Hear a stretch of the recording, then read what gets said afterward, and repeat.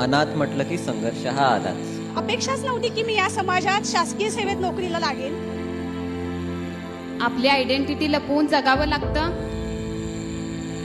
आरक्षण पास केलं त्यावेळेस मला असं वाटलं की माझ्याकडे मोठं शस्त्र आलंय. आरक्षण म्हणजे माझे शस्त्र आहे, आपल्या सर्वांचं शस्त्र आहे. कोणताही अनाथ असो तो महत्वाकांक्षी असतो. आणि त्याच प्रवाहातून आज मी वर आली आहे. दिशादर्शक असा दीपस्तंभ आम्हाला हवा होता आणि अनाथ आरक्षणाचा निर्णय आमच्यासाठी सर दीपस्तंभ ठरला. भाकरी ही नोकरी ही सहज मिळालेली देणगी नव्हती. नशिबाच्या पलीकडे जाऊन आमच्यासाठी घेतलेला तुम्ही हा एक निर्णय, एक संवेदना आणि एक मनापासून केलेला प्रयत्न ज्यांनी आज आमचं हे आयुष्य बदललंय. आणि हे सगळं सर तुमच्यामुळे, त्यासाठी मनपूर्वक धन्यवाद.